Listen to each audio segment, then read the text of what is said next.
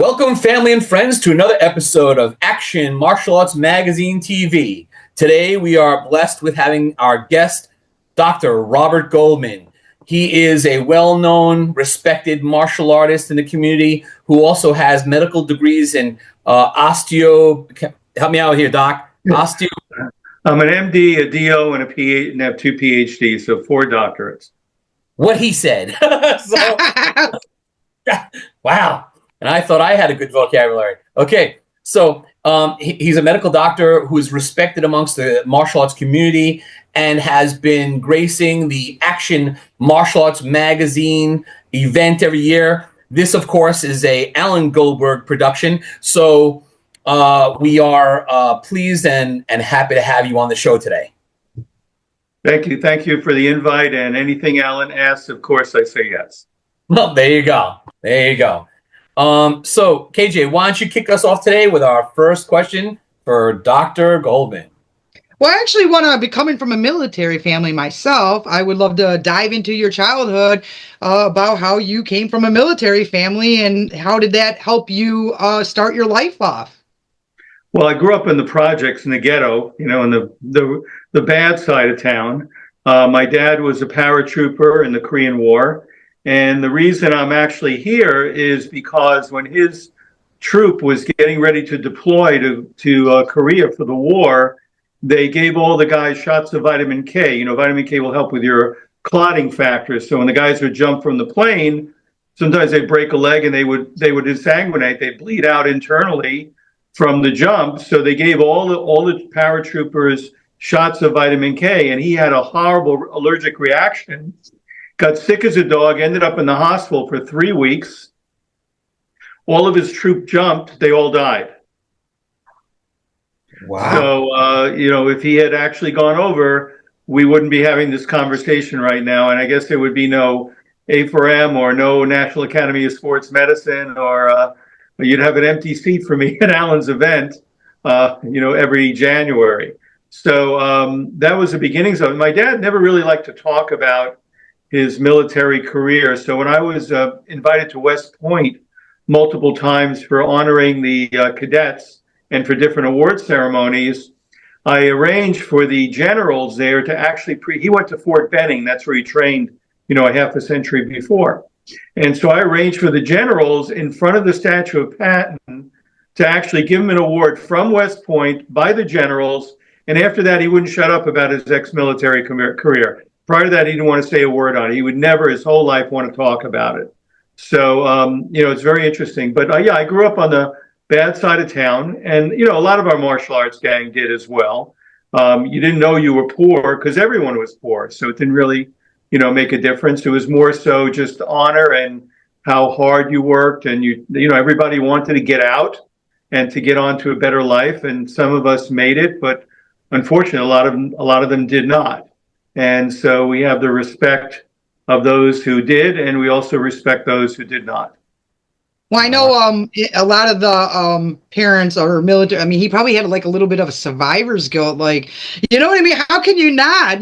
So as much as he was happy to be alive, part of him probably felt like, why did I survive? Or why, so that must have been like a weird mind game to him. Yeah, that's it's actually a very common psychiatric mode where, somebody says, well, why me?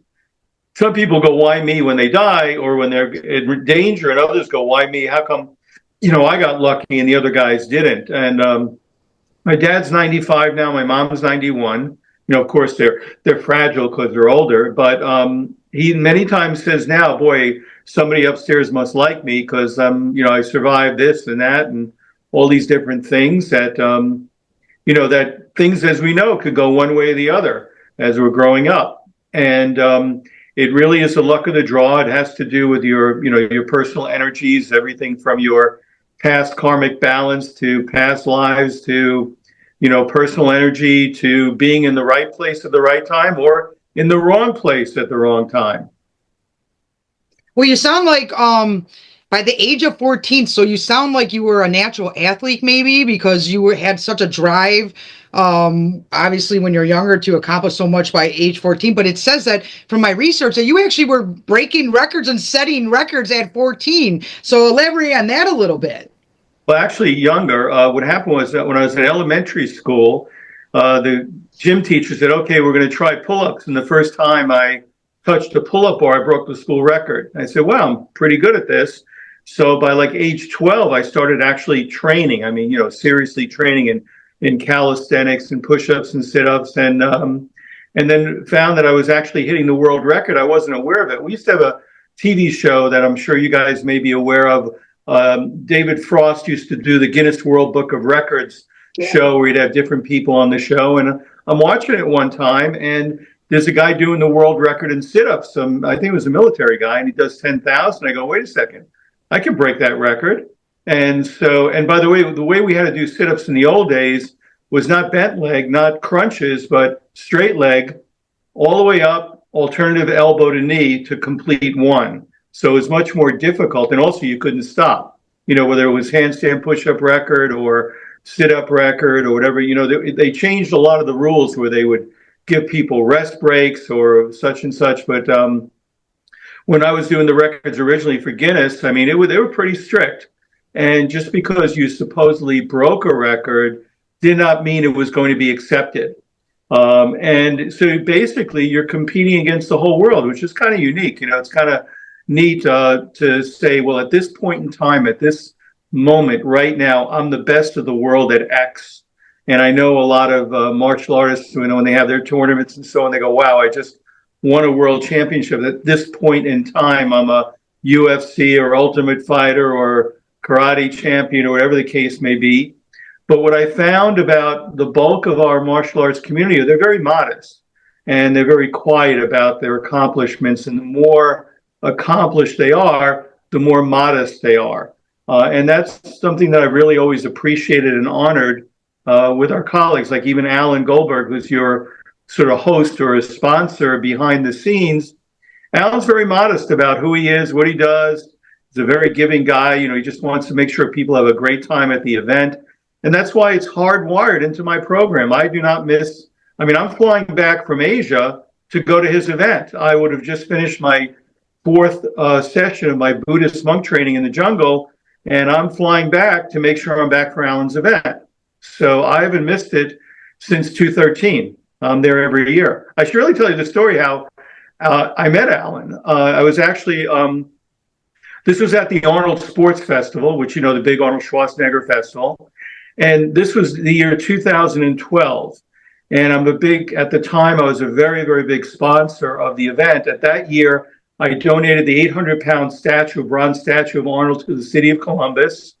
I also sponsored that year the Highland Games, the Sports Hall of, a whole array of different events. But one of them was the Arnold Sports Film Festival. And Arnold said to me, hey, well, why don't you make a movie about yourself? I go, nah, that's a little too egocentric. He goes, no, please do a movie. And in that movie, there were clips of me doing world records and all kinds of stuff. So him and Chuck Zito comes up to me and go, hey, you got to come to our event. Now, I got my black belt 6th dan in Malaysia in 1986. I've been away from the martial arts for decades. And so, but him and Alan and Chuck said, hey, you gotta come to the event. And I do, and I show up and I'm seeing all these guys I used to train with in Chinatown and in Brooklyn and at Brooklyn College when I was doing some training there. And it was like, wow, back with the family again. And I've not missed an event of his since. Wow. So tell us about you're studying Buddhist monk. I mean, so what do? Do you actually live with the monks? Is it like a Shalom temple or something? It's a temple area. It's outside of Bangkok and in a rural area. It's probably one of the most challenging things I've ever done because you're in very rural settings. There's in this little hut, and the first time I actually had a monk who was also in my hut. And you're getting eaten to death by bugs. I mean, you just bit everywhere in your body. You're a mess. You're up at the gong sounds at like 4 a.m. You're at 4:30. You're already up and at it, and you're in a seated position doing silent meditation for 10 to 14 hours a day. It is brutal. No talking to anyone. They confiscate your cell phones for the week. You're going from 4:30 a.m. till 9 or 10 o'clock at night every day. There's hardly any food. You just get like a little vegetable mush, a little bit in the morning and then some in the afternoon. That's it for the next day. It's a very, very challenging form of silent meditation called Vipassana meditation. And I'm going for the fourth round as an American. No American has gone more than two. This is my fourth training I'll be going through in January prior to Alan's event. And very few foreigners prior to last year had gone through this type of training. But what I did was I tried to arrange and coerce a number of our martial arts gang to show up. And last year, Cynthia Rothrock, Sylvia Simak, Grandmaster Kwok, Samuel Kwok, Simon Cook, Raymond James. I had a whole array of martial arts gang actually come out, but they got the baby session. I mean, they had more sessions. They actually got dinners. They were not brutalized as I was. The times that I went, they weren't eaten with bugs to death. They were treated very nice. They all went through it, but I don't think any of them are going back. So not that Do you I feel like it them. enlightens you? Like, does it help your mind to touch into, creativity? I mean, do you get like, sign? I mean, or does it just calm you down? I mean, what do you get out of it? Well, the goal is to detach yourself. As Westerners, our minds are always going a million miles a minute. We're always thinking about this, and that's why people are constantly staring at their phones. Well, no phone, no talking, no looking at anybody. So, as Westerners, it's a very different kind of thing to experience. And, people get panicked if they lose their phone for an hour, let alone for a week. And so it's a very challenging experience. But by day 3, you sort of get into it. And some people have past life transgressions. Some people have visions. Some people have nothing. I'd say the bulk of the people have nothing, but some do. And I did as well. And I'm not a hoodoo voodoo person. I'm a scientist. But I can tell you that there really is something to it. And Buddhism is is practiced around the world.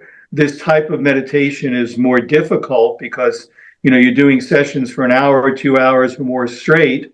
But it is a very insightful way because, we're really only here for a snap of an instant, in terms of real life. I mean, how long are we really here? You blink your eyes. I mean, how did I get to be this old already? You're saying, how did this happen?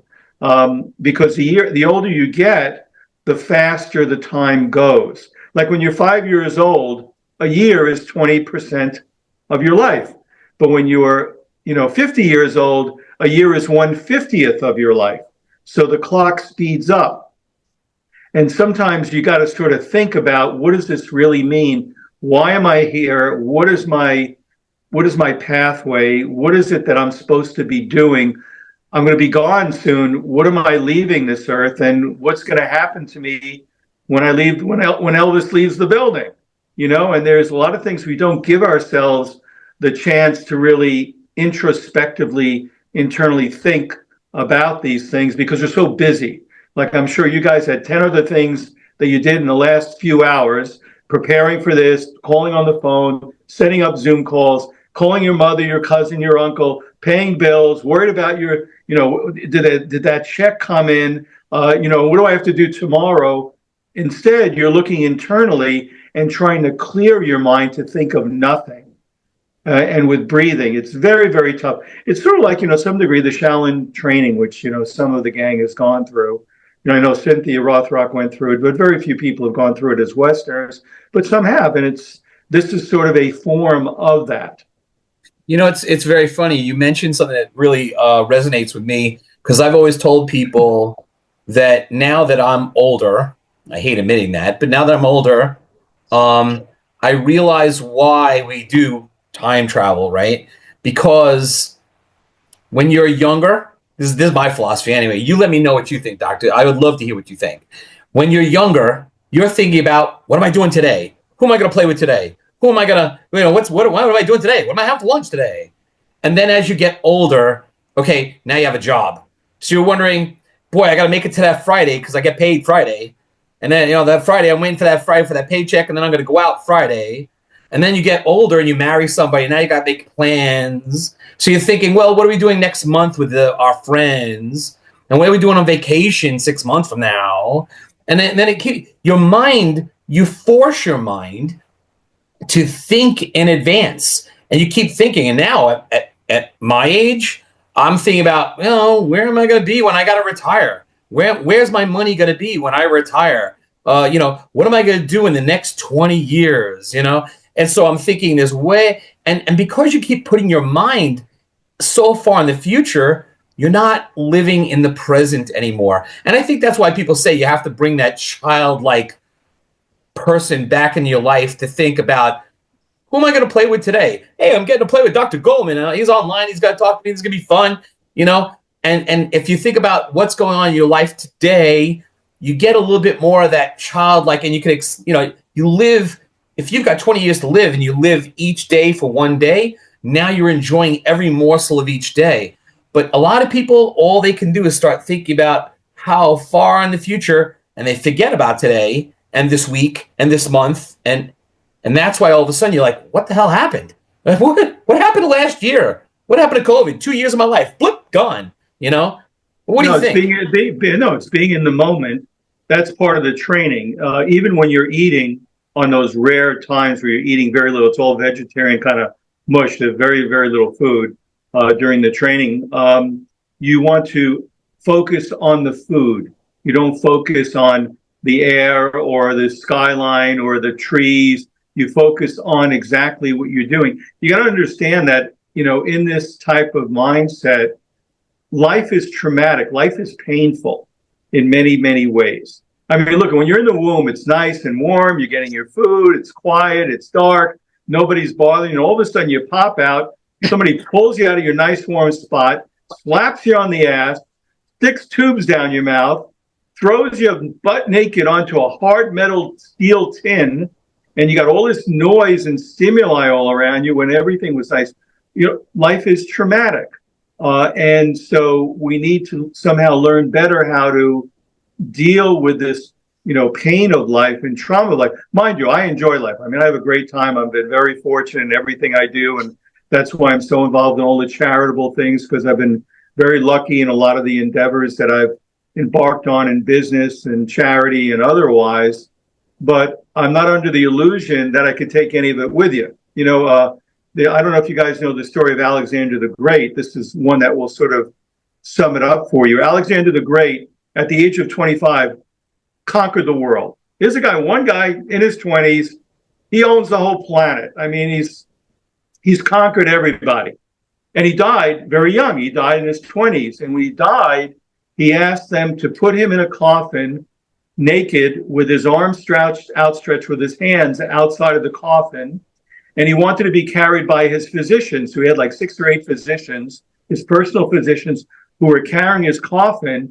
And he told them to sprinkle gold coins all the way along the pathway to where they're going to bury him. And the reason he did that is he came into this world with nothing.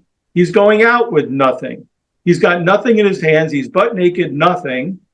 He can't take any of his jewels or riches or lands or conquering with him. It's on the ground. And he's being carried by his physicians, and all these great physicians still couldn't save him. And so what we need to understand is this game is over very, very quickly. And so what can we do? What positive mark can we leave on the world? What positive things can we do for others in terms of the charity or the kindness or educating others or sharing and so on? That's why martial artists is even though I was for 35, 40 years, world medical chairman over 190 countries, dealing with the prime ministers of sport and Olympic committees around the world for almost 40 years, running these world federations. What I found was the martial arts are different from every other sport. What's the difference? Martial arts are all teachers. They all share their art. They don't covet it.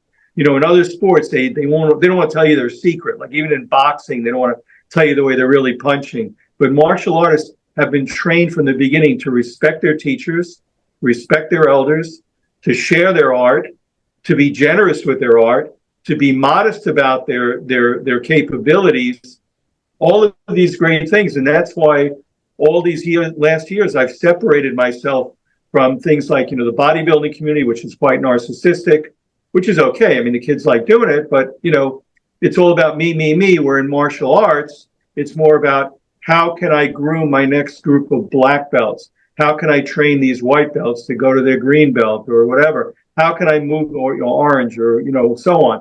How can I move these people along? And then I could be proud that I graduated 20 black belts at my school over time. It's a very different kind of mindset that the martial arts community has. And that's why I'm so engaged again with it, and why I've been very supportive of many of the things going on in the martial arts communities and events and movies and so on, because it is a very giving, generous, and modest group of people. And that's why in my International Sports Hall of Fame, which I founded in 2013, I always like to try and have at least one martial artist inducted every year, because that's closest to my heart and to the warm feelings I have about sport, because of that giving back that martial artists have. That's part of their makeup. It's part of their DNA. How did you get involved when you went to college? Did you know you wanted to be a doctor? Did you know you want to, for my research, and I've also known this because I've followed you before, you've done a lot of trauma with patterns, I guess, and medicine. Could you go into that? That is so interesting to me. How you got into, were you just naturally smart? Did you feel it was like a calling? Well, it's kind of interesting, growing up in the bad side of town, I didn't think I was going to live past 18 anyway, either get killed on the street or in Vietnam. I was the last group that they would have called up, and I had number 37, which means I would have been right in the front row. And when my mind said it, 17, 18, want to be a hero, I would have been the first guy shot for sure. So it would have been a one-way ticket for me. I would have came back in a box. But when I got through that part of my life, I always wanted to be like a sports doc for either the Jets or the Knicks or the Rangers. I wanted to be, a doc for one of the pro teams. That was my original mindset. And I was thinking of orthopedics or neurosurgery. But as I got more into my medical training, I found that I would end up being a prisoner of my beeper. If I became a trauma surgeon, you could be anywhere. You get called 3 a.m, you're going back to the hospital. You're going to be in surgery for the next 3 or 4 hours. I didn't want that. I also felt I could change a lot more lives if I was more involved in the creation of medical technology or business technology, or doing things internationally that can have much more of an impact. And that's why I started the whole personal trainer profession with NASM, National Academy of Sports Medicine, and launched the whole anti-aging industry with A4M, the American Academy of Anti-Aging Medicine. There are millions of personal trainers out there today because of that profession. And I wrote the first CPT, actually trademarked CPT, Certified Personal Trainer. There was no certification for personal trainers. There was no proper education for them. So I found that I could affect a lot more lives in a positive way if I went into the business of these industries to create commerce and to create technology and to become the teacher of the teachers.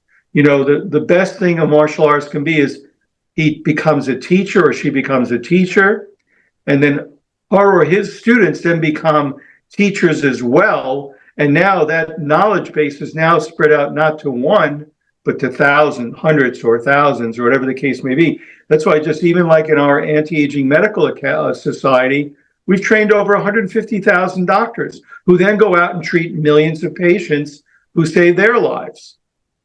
The personal trainers, there are over 1 million personal trainers that birthed from NASM.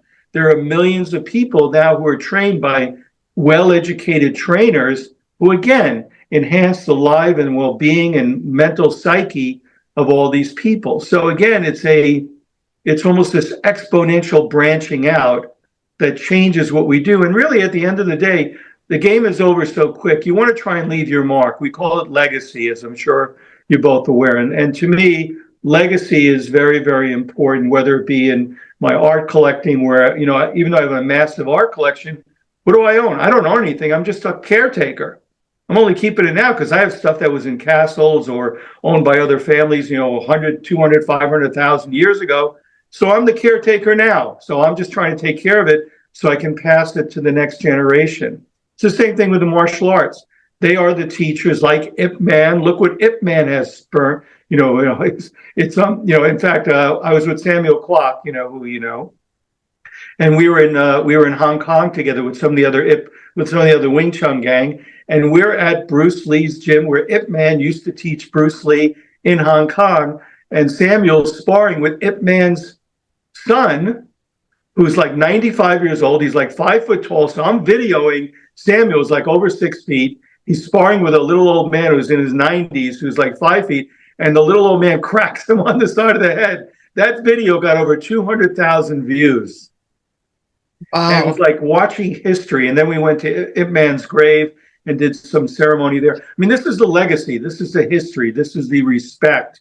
And I think that's why Alan's able to draw such large crowds every year to his event, because of this mutual respect and honoring those that came before us, helping those that will come after us to continue that. And that's why I never miss the event. It's part of our legacy, our mutual legacy.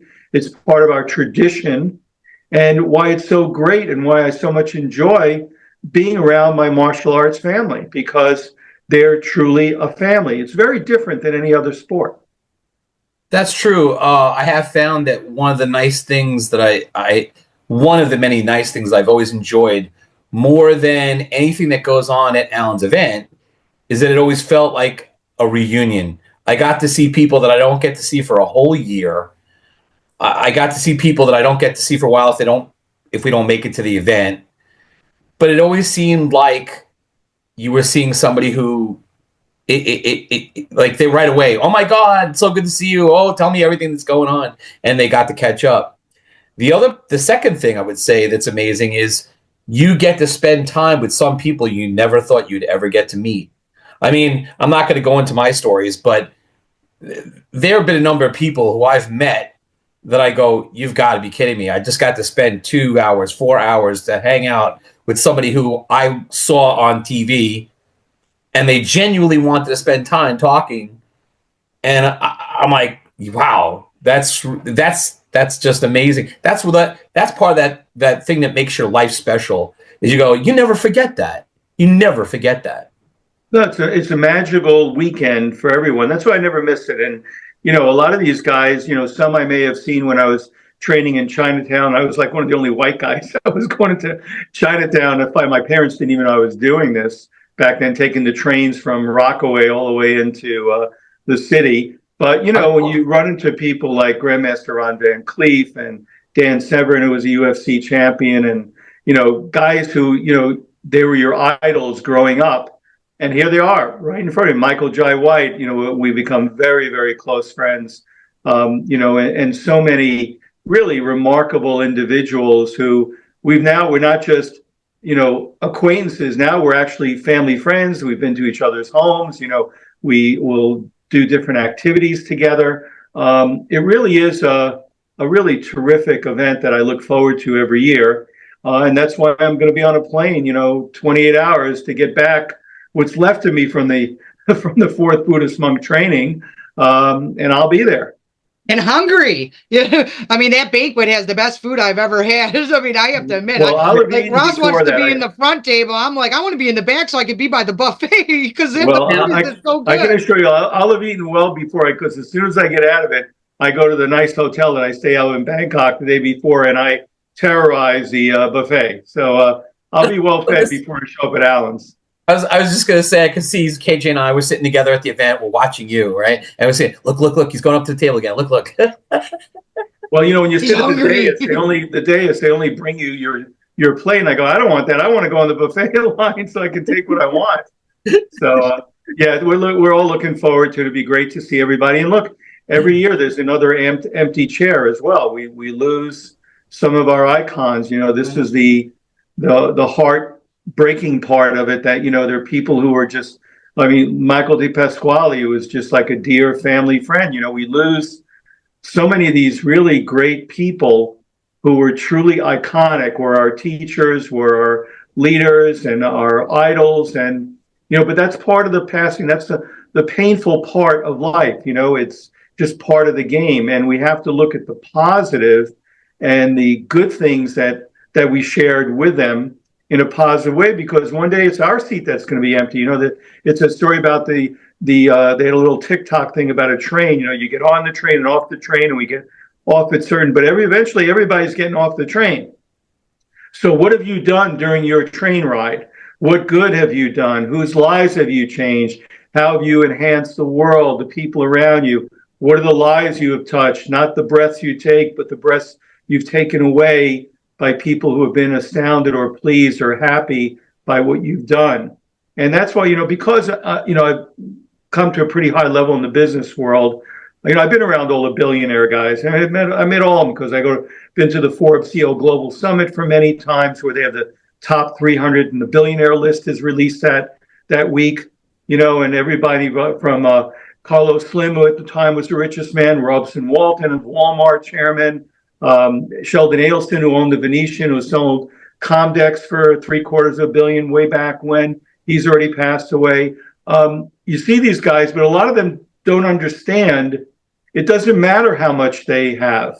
They ain't going to keep it. It's, they ain't taking it with them.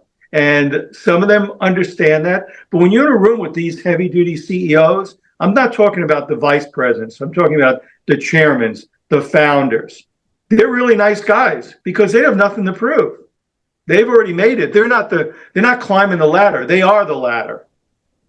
One of the wealthiest men in Asia, Tata, who his name is the Tata family. He died in this last year. I mean, these are iconically huge, wealthy families, but they don't take it with them.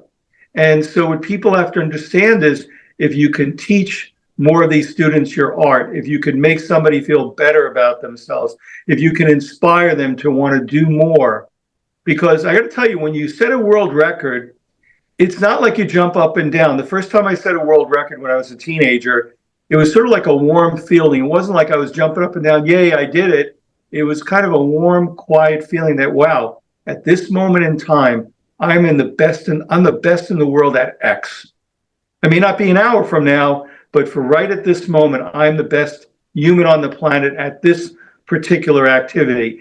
And it's not really a jump up and down feeling. It's actually a quiet kind of feeling, which those who do set world records well understand. You strive, but when you finally do it, it's sort of, you get quiet. You don't really, or at least I did. I didn't jump up and down. Well, sometimes I feel like when you're the best, sometimes it's nice to let somebody else be the best. Well, sometimes you can't stop it anyway, because I can tell you, I was with Guinness World Book. For the people out there who want to do a world record, let me give you a little hint. Sometimes I would break a world record, and during the course of the year, somebody else would break it. So even though I said it and Guinness said, you set the new record, somebody else would break it and they'd end up in the book and I wouldn't. So what I would do is I would plan towards the end of the year, almost by New Year's, and that's when I would do my record attempt to break the record. So they didn't have the chance to jump in and break it again. And I would lose the, getting in the book that particular year. So that's a little hint for somebody who wants to do world records. Wow, that's interesting. I mean, you've done quite a few world records. I can't even keep up to them. It's like you're a very competitive man, too. And then I liked how you took, and kind of like you said, you made curriculums that revolutionized the way training and the way to do it under a certification, so that it just, people really knew what they were doing and what they were teaching. And that wasn't done until you did it. And yeah, it's kind of funny, you would think, I worked at the original first Jack LaLanne Health Club in New York, the first one that they built. And I became very close with Jack. In fact, he was the reason I got into world records. He was one of the first early world records I broke with Jack's records. And he was sort of an idol of mine since I was a little kid, and getting to see him. And then I was on New York TV with him setting world records. It was so great, and they said, the host, who was Bill Boggs, Midday Live. The show's not on anymore, but back then it was on. And Bill Boggs goes to me, well, what's the reason that you wanted to set world records? I pointed to Jack LaLanne, who was sitting on the stage there with me. I said, that's the man right there. He's the reason. All of a sudden he got all excited, because he was, I think I was 19 at the time and he was 60. Yet the guy was still amazing shape.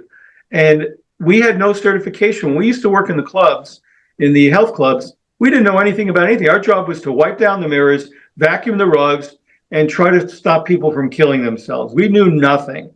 And so it got to the point, and this was in the late 80s, I said, we really need to develop some kind of training program. And I did the first one. I blocked myself in a room for almost 2 weeks and wrote the first program, training program and manual and test for personal trainers. And within 1 year of me doing the first CPT, certified personal trainer certification, over 270 other copycat groups popped up in 1 year. So when you come up with a good year, same thing like with Alan's event, there never used to be all these martial arts Hall of Fames. Alan's was the only one, I believe, way back then. All of a sudden, now they're everywhere, all over the planet, so you have a good idea, it's going to get copied. Well, no one does it like Alan, too. I mean, there's been a lot of copycat. Yeah. I mean, I look at people and I see how much, his prices are so reasonable. And you get like, almost 80 free seminars, all kinds of stuff. And it's just done in a way where a large group of people could offer so much. And it's actually reasonable pricing. It's not all about money all the time. It's really, like you said, it's about networking, learning from each other, and it's just a lot of fun. So the average person that comes in martial arts, who they got so much to choose from that it's really a unique event that is not done anywhere else, and it's a worldwide event. So you got people coming in who are master teachers that most normal people don't have no clue how good these people are unless there's a movie. Someone does a movie, like Yip Man, you know who it is. But if it wasn't for that movie, people might not have known. And Samuel Clark does a really good job of keeping that legacy going. No, it's a terrific event. I never miss it. And a lot of the young group coming up, it's where they some of them really begin to understand respect, tradition, all these things that they really need to know, which is really lacking, because today, the kids are taking their selfies and they're living on their phones and, watching their TikToks or, the YouTubes or whatever nonsense they're doing. They're not playing in the real world. Like we used to play outside when we were kids until it got dark. Now they don't interact with humans. They're in front of their computer, in front of their phone. This is a very unhealthy, very dangerous situation that's going on in the world today, and it's global. And the kids are so unfit. Bobby Kennedy is trying to, he's up for the position of head of health and human services. In fact, I'm going to meet with him this Sunday down in Florida. Here's a guy who's 70 years old, in amazing shape, who knows that the food has become poison, who had taken too many drugs. You got too many kids that are getting autism, or they're out of shape, or, juvenile diabetes, and where we pay more for healthcare in this country than any other country. We got the unhealthiest people and the most unhealthy kids. Gym class used to be required. When I served on the President's Council with Arnold Schwarzenegger back in the 90s, he visited the governor of every state to try and get physical education back in the schools. That used to be that was my favorite class. Was they say presidential fitness patch? Yeah, remember that? I love that. They don't do that anymore. And that's a problem. I mean, and so we got to try and bring some of that stuff back, because the kids need to they need to interact with other kids. They need to do physical activity, not moving their fingers on a video game. It's so unhealthy and so disruptive of their psyche. So hopefully we're going to be able to turn the ball around a bit and get kids that'll be more active, interacting with other kids in a positive way. Look, we used to get in fights when we were in school, and then we became friends after. Yeah. I'll give you my first day of junior high school. Okay, it's in the projects. Where they're burning the garbage and it's coming down on your head. In the schoolyard, there's no grass; it's all broken glass and concrete. And we used to play a game called punch ball. Where you punch a brown pink ball. And there's guys about a half a foot taller than me. I'm only like 12 years old. He won't let me play, so I get in a fight with him. I beat him up. Then a bigger guy than him comes over and said, "You messing with my man?" I go, "No, this guy's like almost 6 foot. I'm 5'4". I'm a little kid. I'm 12. He's beating the hell out of me. And then a bigger guy than him comes over and knocks him off of me with a baseball bat. Well, we all end up becoming friends after. We ended up playing football, wrestling, all this stuff. But that day, I got beat up. By the time I got home, I got in 3 fights. They had brought an attacked German Shepherd into the schoolyard that ripped my clothes, and I got bit by a German Shepherd, so I had to try and find it to see if it had rabies. So my first day of junior high school, 3 fights, bit by a dog, and all my clothes are almost ripped off my body. That was my first day of junior high school. It was okay. I became friends with these guys. We played ball together. We did stuff. Unfortunately, the reality of it, growing up that area, those guys are now dead. They got killed either by the cops or heroin, HIV, whatever. But, it was a different way of growing up than these kids who were kind of pampered in the little homes with their, video games and mommy and daddy taking care of everything. And, parents, they don't help their kids by giving them too much or by not disciplining them. It's, it's a very dangerous generation that we're grooming here who doesn't understand what it's like to sacrifice. We always wanted to volunteer our time for things, to mentor. They go, what are you going to pay me? Yep. All we would say is, thank you for the opportunity. What else can I do for you? But these kids today, no. What are you going to give me? What's in it for me? Versus the mentorship. That I think is really dangerous. I think that's a really bad precedent that has come about. Well, and they think life's a video game. They don't realize the consequences are forever. It's just so easy to be a keyboard warrior. It's so easy to say things, and do things and be disconnected and just think you can just, you wake up the next day and you're back on your phone. And it's like it's all over again. There's a reality disconnect a little bit. Well, it's the whole bullying thing, which is, it is very dangerous and the kids today, because of all the, unhealthy foods and the environment and not having healthy family, activities or relations with their mother, their father, or not having a mother or father or brother or sister, or reacting or not even saying, what am I, a boy or girl? These kids are so confused and so toxically ingrained in the kind of poison foods that they're being fed, or the toxic air, toxic water. It's a really rough environment that, we need to really try and change, because if we don't, the future is not going to look very bright. And with the advent of AI, artificial intelligence, a lot of jobs there aren't going to be around. There are going to be self-driving trucks, self-driving cars. There go your truck drivers and your taxi cab goers. Then in the factories, the robots. You go and you spend 20, 30, 50 grand on a robot. You have somebody that works 24/7, no health insurance, no retirement plan, no nothing. And, Amazon, it will eventually, the bulk of their workers are going to be robots, not people. You have to you just have to pay for oil changes. And these new ones don't even need oil. And that's the spooky part, okay? This is really where we're kind of headed. And AI I just did an article that I just published today on the danger of AI, why we need to be very careful, because, AI will have capabilities in the not too distant future that will be quite staggering and could be very not good for humans. Well, Elon Musk, he's been warning people about the AI and the damage it can do if it's not regulated properly. Right. Yeah. Well, I said to somebody the other day. I said, just like anything in the world, you can take there's good witches and there's bad witches, right? There are people that will take something good. Martial arts. You can learn martial arts and you can be a hero by mentoring people, lifting up their spirits, making them feel good about themselves, feeling confident. My girlfriend feels safe being with me because I know how to defend myself. So there's the good side.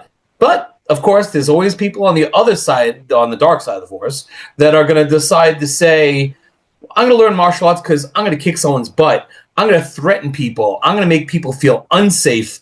I'm going to be a threatening, foreboding force. I'm going to walk around thinking I'm a tough person. So AI is the same way. In the hands of somebody who wants to do good, philanthropic, good things for the world, it could be a wonderful tool. But of course, like you're saying, They're the other people who are going to say, how can I use this to hack people's lives, take advantage of taking their identities, get into do banking things and things with crypto and all kinds of stuff. And we face that more and more every day. So you made a very, very good point. Well, I'll tell you a spooky story. One of my colleagues overseas shared there was a situation with one of the banks in Singapore.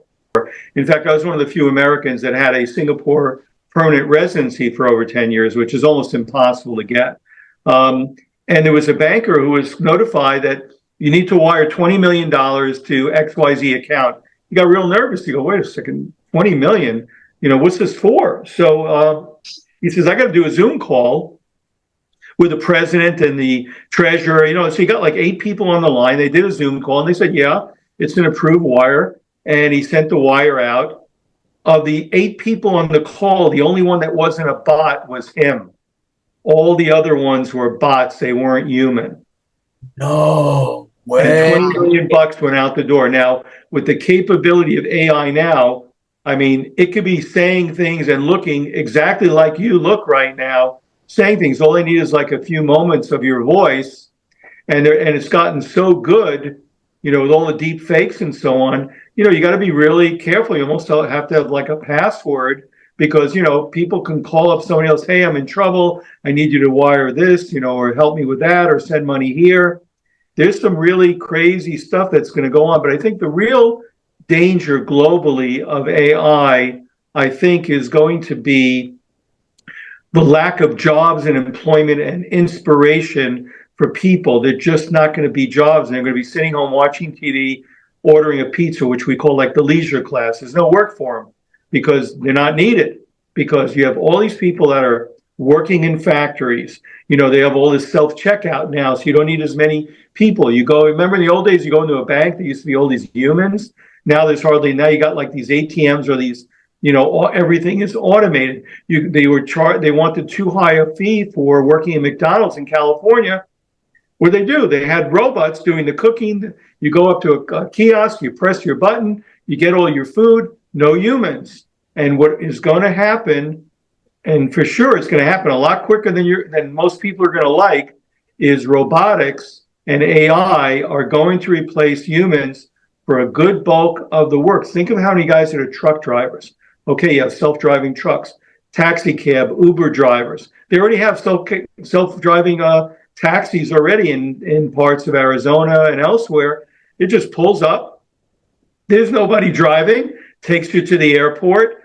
So what's going to happen in the factories, with car manufacturing and so on, the robotics will do it. In the manufacturing areas, again, robotics. So with AI and how quickly, like the Chat GPT is, it's going at a rate that, it used to be Moore's Law. It sort of goes at a certain rate, 2.5, 250% per X period of time. Now it's like this. It's like a straight line right up. And so I would predict in the next 3 to 5 years, the world could be almost unrecognizable. My real fear is that the AI figures out, what do we need all these humans around for? And there's no fail-safe.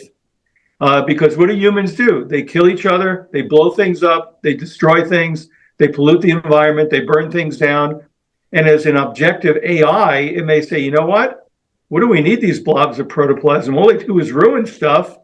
Let's get rid of them. And that in the cities, if you don't have your truck food deliveries for a day or two, there are people going to go nuts. Turn off your electricity for a day, see what happens.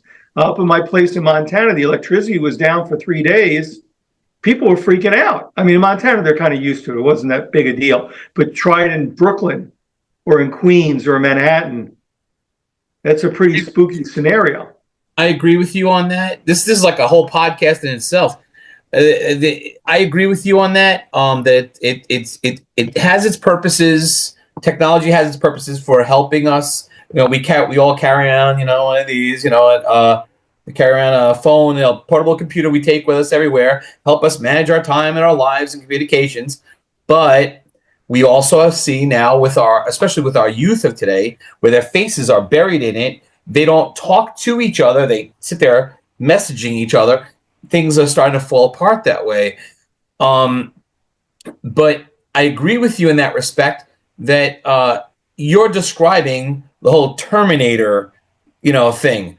It's funny, but like science fiction is a precursor to science fact, and everybody goes, "Oh, come on, it's just a movie." Yeah, but you're making a good point. There have been so many films that if man can imagine it, it can happen. And they go, look, if you're saying that these things are learning and figuring things out, and they go, we're the problem, what happens when they decide what are they going to do about that? And I want to say this is how old I am.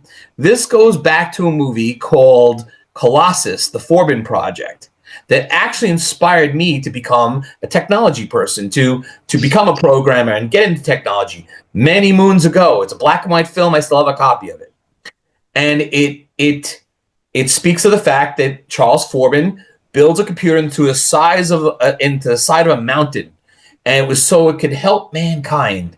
And it winds up communicating with another computer, and then the two computers talk to each other in their own thing, and they decide, yeah, the problem is mankind is the problem. So we're going to manage your little lives from now on. And if you don't do what we say, well, we'll smote you. And that's exact. And this has been a thing for a long time.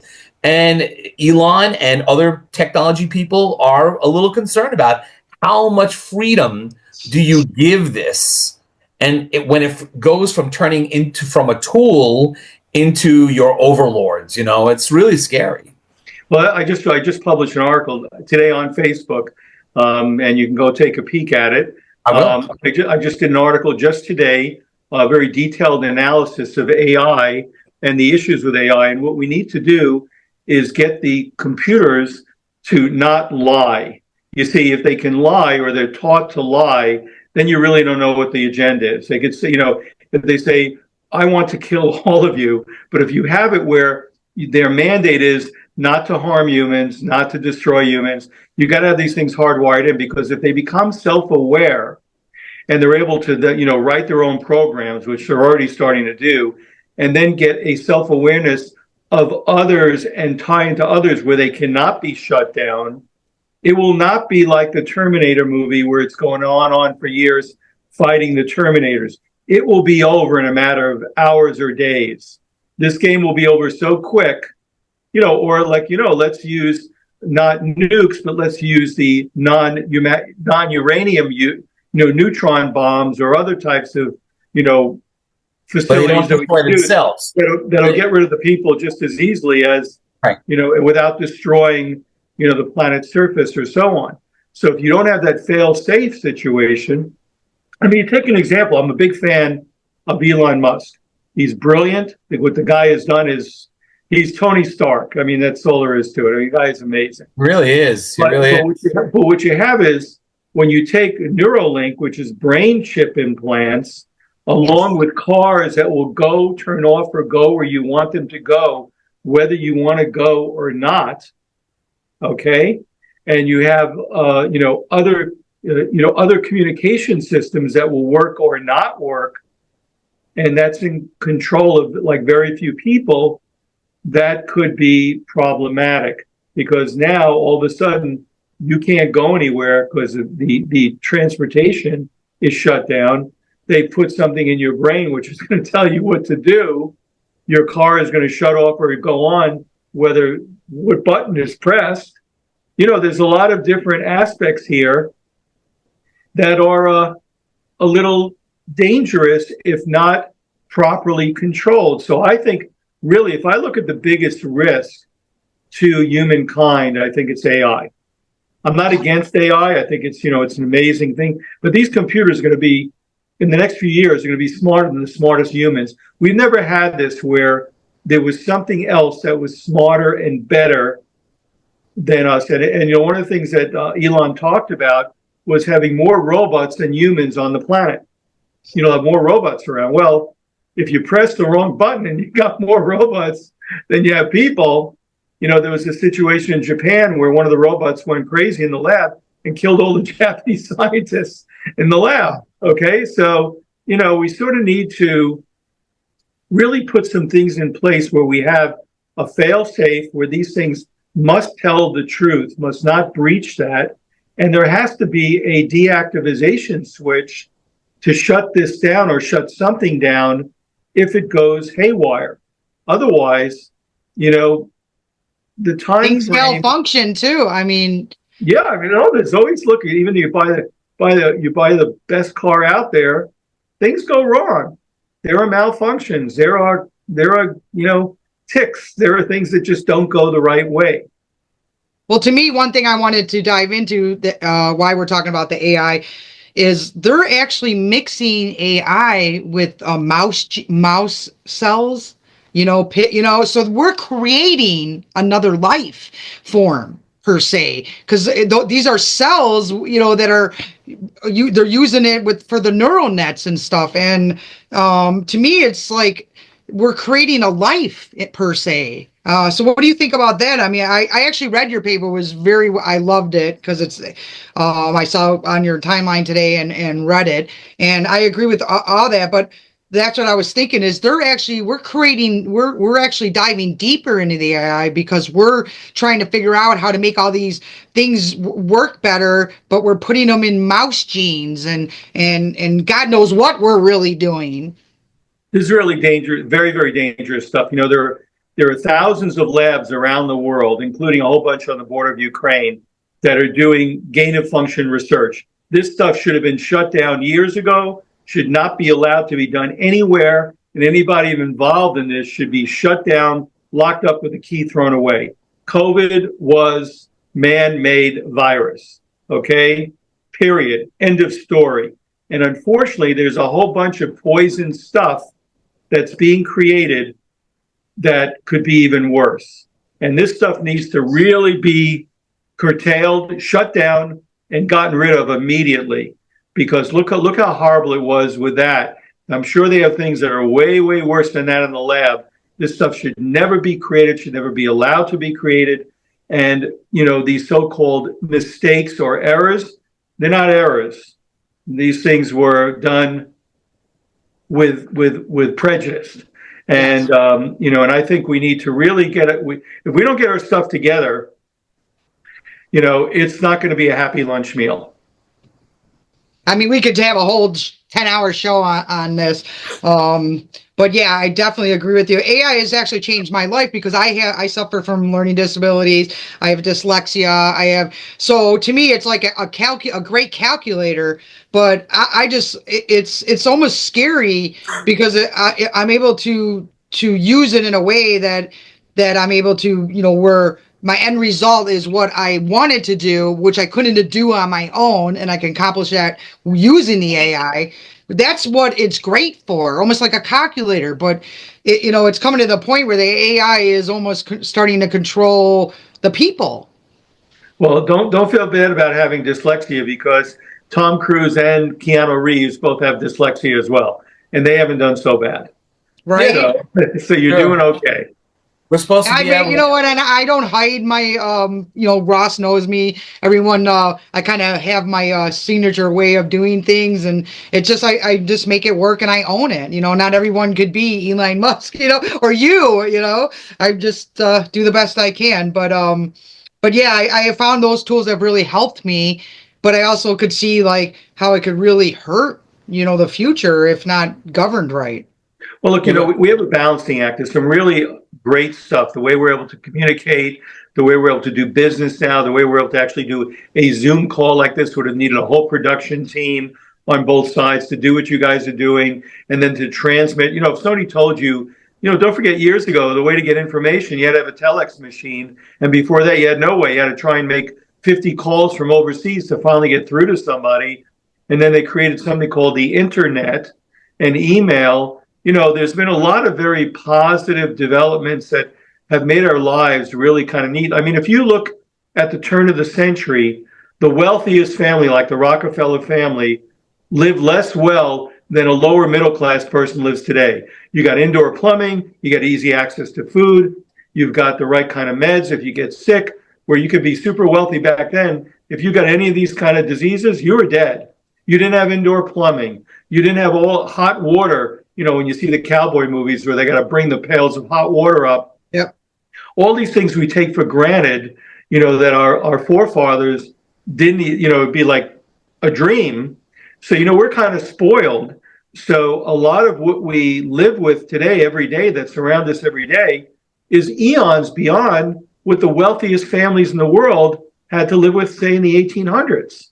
So there's good and there's bad. But I think that we just need to try and just modify certain things, like how we're educating our kids, what kind of foods and medicines we're giving our kids, or as adults, how we're interacting with each other, how people are treating each other, how they're communicating. I think there's a lot of modifications that if we took some of them into our heart, we can really do a lot more positive.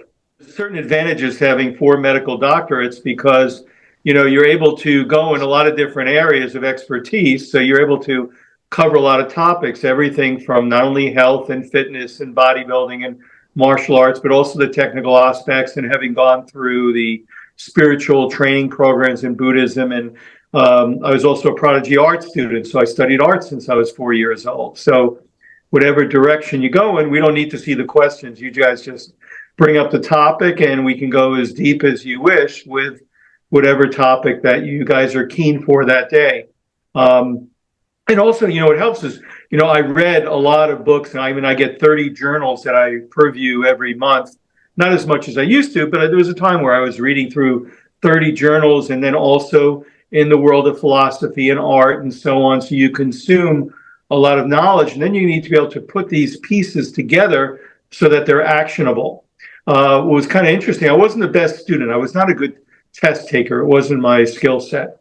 But I have like a 3D didactic memory where, without ever having taken a business course in my life, I'm sort of like an idiot savant in business. I can manage like 8 or 10 companies in my head simultaneously, and I'll know where every piece of paper is in a cabinet, yet I can't fill out the multiple choice exams very well. So it was kind of odd that, I went through all my medical training, and I was not the best med student for memorizing that stuff. But in terms of business, I'm able to manage very, very complicated transactions and legal documents and so on, with never taking a course. I never took a business course in my life. So it's kind of odd, having developed over 40 companies over the years without any formal education. So we find out sometimes our skill sets later in life that we didn't know we were really good at. And so it's kind of funny. So I was not the best med student. I was not the top of my class in terms of conventional education. But yet, upon freeing myself from the boundaries of conventional education, I was able to do some interesting things.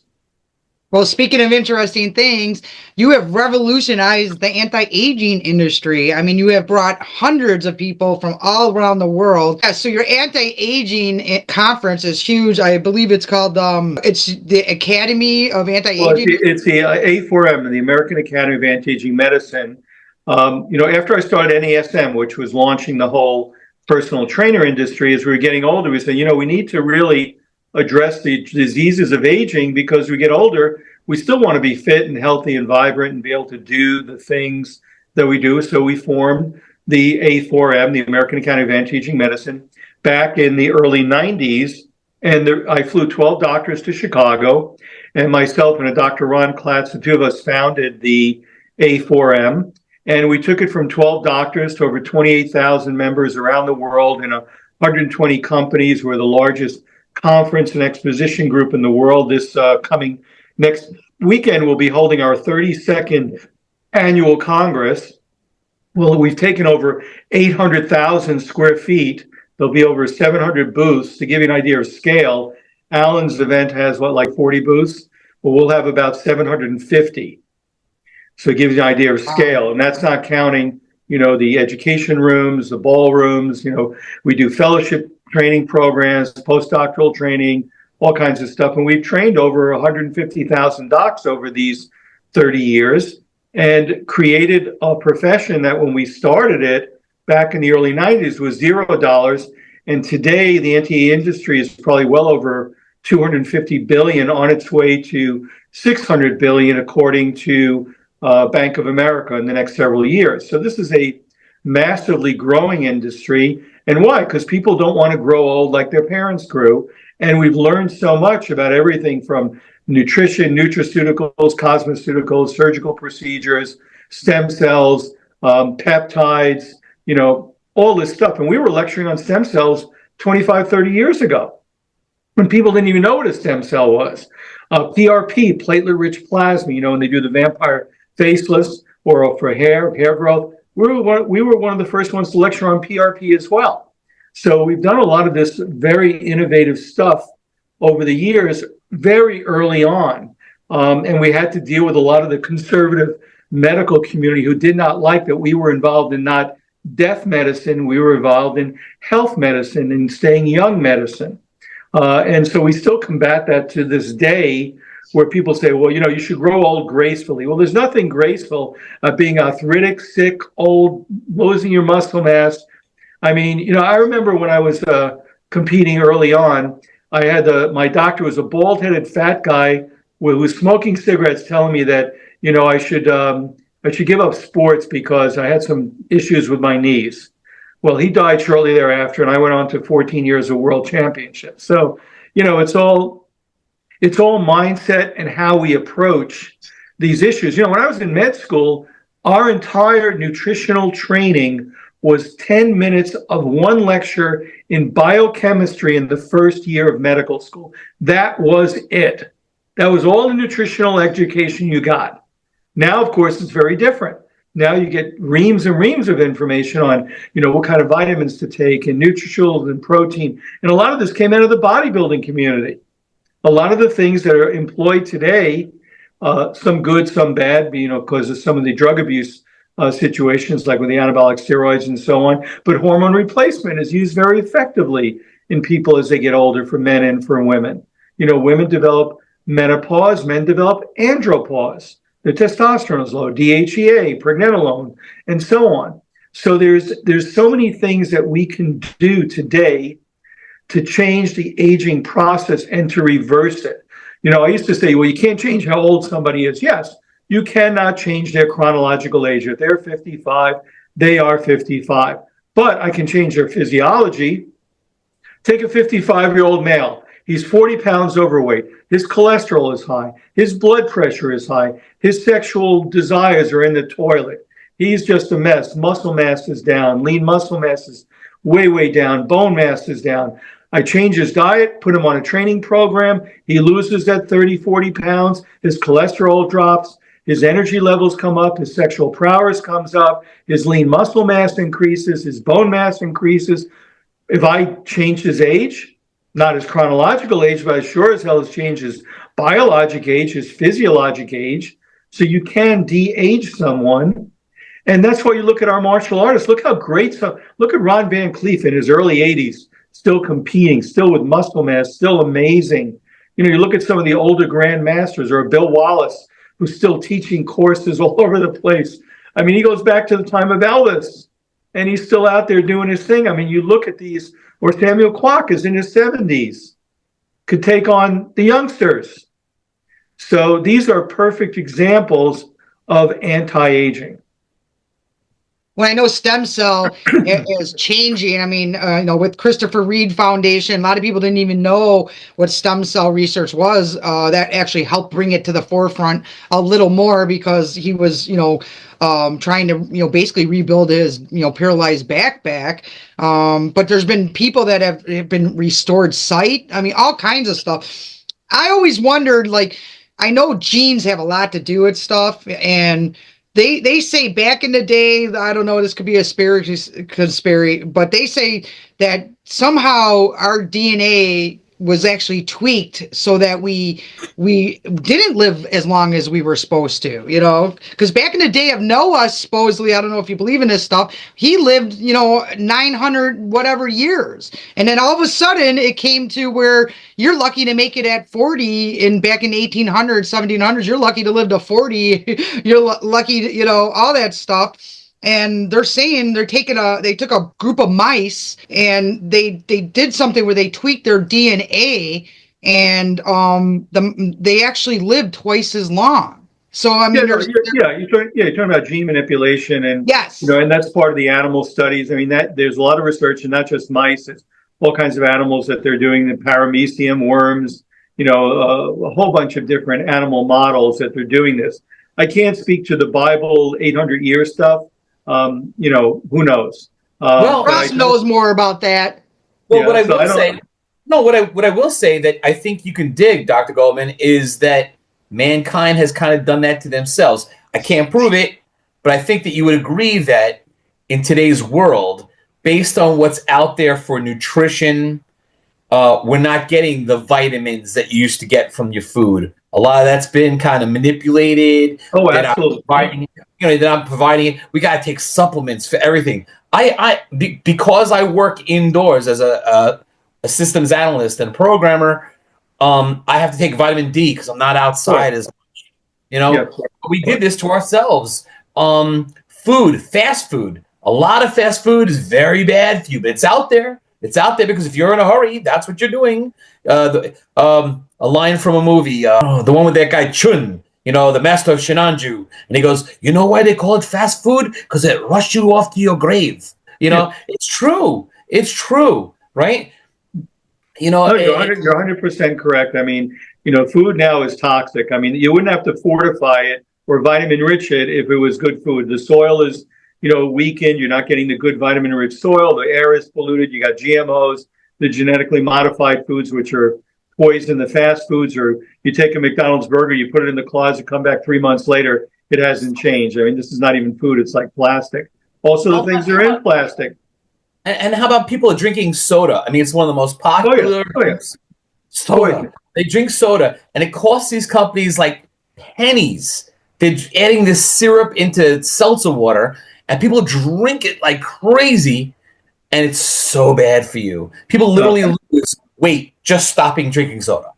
No, absolutely no. The food stuffs are terrible, and that's why I'm very much in favor if you can get good organic, fresh foods and so on. But they're being unfortunately the food companies have an enormous lobby, and they're sponsoring and supporting and giving tax breaks to the bad stuff that you shouldn't be eating, from the Doritos to whatever, instead of the healthy foods which they should be supporting. That's hopefully what Bobby Kennedy is going to be working on to try and change some of those things if he gets confirmed. And these are things that really need to change, or we are not going to have a healthy group of players out there. People are going to get sick. And you're right, being inside, you're not getting enough vitamin D. Vitamin D is we were lecturing on vitamin D 20, 25 years ago as something that was very good for enhancing immune function. And it had a lot to do with why a lot of people didn't die of influenza and other things, because we enhanced the vitamin D through supplementation. And I take like 40, 50 vitamin pills a day. I mean, because you ain't getting it from your food. And I mean, I haven't had a McDonald's burger or a Burger King or any of those things in decades. I mean, I just won't eat it. It tastes good, yeah, or Kentucky Fried or whatever. These things taste good, but are they good for you? Absolutely not. But it gets even harder and more expensive to get the right kind of food, the farm fresh, farm to table, organically grown foods. And then you got the big players out there who don't want you to be able to have it, who are buying up the farmland and doing all these terrible things to the foodstuffs. It's the deck is stacked in a very unhealthy way. Now, hopefully, these things will start to change. And if they don't, then you're going to see mortality increasing at a younger age, which we are already starting to see in America now. And if you look at young kids, childhood obesity, childhood diabetes, autism has gone through the roof. And this has to do with the way and what we're doing to the kids and what we're feeding them. Also, the hormones that are in the food. That's why you're getting this feminization of a lot of the males, and they're getting gynecomastia. Their mindset is feminized as well. The military can't find guys who want to be guys anymore. I mean, it's a mess. And if we don't turn this around, it's not going to be a good situation. I think there's somebody there that's purposely trying to dumb down the population per se. Because I mean, my generation was healthy, trying to be healthy. Generation X or whatever, and all of a sudden it stopped. Like People don't like, where's the Taibo people? It's like, No, you are 100% correct. And unfortunately, there's a lot more money to be made by disease and keeping people infirmed. So what you do is you get these kids sick. They got a sick customer on drugs for 50 years, unless they kill them off quicker. And the food companies are incentivized to do the wrong thing. We don't have the physical education in the schools, which should be the most important mandate, not only for the physical part, but for the educational and emotional human interaction component. There's a lot that's really wrong here. And I think people are finally starting to wake up a bit to it. And hopefully they'll wake up a lot more over these next 3 or 4 years. If we don't turn it around, you're going to have way more sick people, and the timeline for how long people live and how healthy they live is going to be very, very backward in its trajectory. I'm already seeing it. Speaking of rich people, like Steve Jobs, he had more money than anything, and he died of cancer. I mean, so don't tell me there's a simple cure, because believe me, with all the money he had, if there was a simple cure, he would have had it. Well, I mean, also, there are basic screenings you can do, like full body MRIs and things that would have picked up his issue earlier. I always find that the very wealthy, many times, they ignore their health. Jack LaLanne used to have a coin that he would give out, and it says, we spend our wealth, we spend our health to gain wealth, and then we have to spend all our wealth to get back our health, and all we get is a stone or a gravestone. And that's kind of what has occurred here. People are not putting their money into the right things, or they're smoking cigarettes, they're drinking a lot of alcohol, they're doing different types of recreational drugs, they're doing things that are not going to enhance their lifespan or their present state of health. Fortunately, the fastest growing patient population joining gyms today are those 65 and above. That used to be a very rare situation. When I first worked in the gym, you'd hardly see any women, and you wouldn't see any guys, older than say 45 or 50. Now your main population joining the clubs are rather older people, right? And the senior citizens, because they are very engaged. Because who wants to live to be 89? A guy who's 88, and people are waking up to the fact that they have to put time and effort and money and focus into their personal health program. And that is what has expanded the anti-aging industry to the levels it is now. And we're really seeing the expansion now. In fact, at our big World Congress coming up, we're all sold out. I mean, we have a waiting list of 30 companies we can't even accommodate, which is crazy. We never had this situation, because people are waking up. There's a need. People want to know about these things. And what's also cool is people are self-educating. In the old days, I'd listen to what my doctor says. He's got a white jacket and a stethoscope.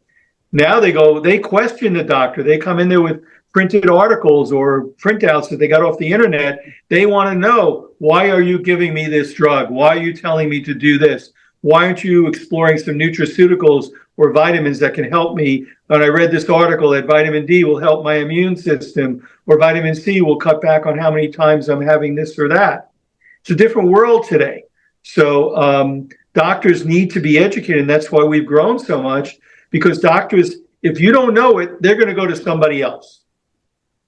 That old HMO, insurance-only medicine, that's why people are paying out of pocket to get better health care. I was just on the phone with Samuel Kwok in the UK, and I told him a few things I wanted him to do. He says, well, they don't want to do it because it costs money, and the health services don't do those sorts of things. I said, go find somebody who's going to do this. We could talk for hours. So we have what we call a signature question. So Ross, why don't you give Dr. Bob our signature question? All right, Dr. Goldman, I have the honor of asking each of our guests my favorite question, and that is, can you, Dr. Bob, tell us something about Dr. Bob that the world might not know about Dr. Bob? Well, my favorite food is deep dish pizza. Wow. And chicken Parmesan. Those are my two faves. So that's a little bit of Chicago and a little bit of New York. It's all good. It's a little bit of little Italy and deep dish Chicago pizza. Yep. You by the Wow. way, I just want to mention, you said you were training in Far Rockaway. That's funny. I was actually grew up till the age of 5 when I was a kid from I'm originally from Far Rockaway. My family was from Queens, and yeah. Well, I went to Farquay High School. We had a football dynasty when I was there. I mean, we would win the city championship almost every year, and we started training in our football at a very young age. We were all Pop Warner Pee Wee football. We started playing organized ball when we were 10 years old. By the time we got to high school, we were all playing together for like 5 years. We all knew what our positions were. I was a middle linebacker. We knew who the quarterback was, and we had a dynasty there. And we actually had the school's 125th reunion and the 50th reunion from my class. And I had a bunch of football jackets and football jerseys made up for everybody. And then I had the 600 pounds of gold medallions made up with the school logo on it, given out to all my classmates. And it was great. It was great seeing everybody, and we had a great time. And the football team that was playing at this time, they couldn't believe it because all of a sudden they had a huge crowd watching, because normally nobody shows up anymore, and we were there in force. So yeah, I grew up in Brooklyn originally, but then we moved to the projects in Edgemere, Harvard, and I went to Farrakh High. Well, No. fans from Action Martial Arts Magazine TV, be sure to like and subscribe and help us hit that 100,000 button, silver button, play button we want to have. We obviously have overshot our interview, so we will hopefully maybe have you on another time. Make sure you head over to Dr. Goldman's page. Where can people find you to find out all this great information about the AI before we sign off, so that they can come and check out all your writings, because you definitely have a lot to say that's really relevant. Well, and just go to my site is drbobgoldman.com or the International Sports Hall of Fame. Those two sites have got pictures of all these champions and athletes and Hollywood stars and so on. So drbobgoldman.com, just like it sounds, and International Sports Hall of Fame. They got a lot of cool photos and videos and stuff for them to check out. It's all free too. So just Great. go knock That is yourself out. awesome. Russ, you want to sign us off? Yes, well, I'd like to thank Dr. Goldman for coming on to our show tonight.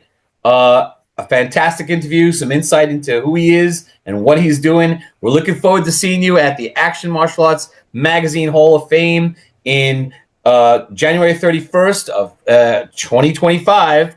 I'm going to be there. KJ is going to be there, and I know you're going to be there. I will definitely be there. Yeah, it's going to be great. Families and friends, we thank you again for coming to the show tonight, and we love you. We'll talk to you soon. Bye. Thanks, Dr. Bob. Thanks, guys. Good seeing you. Bye.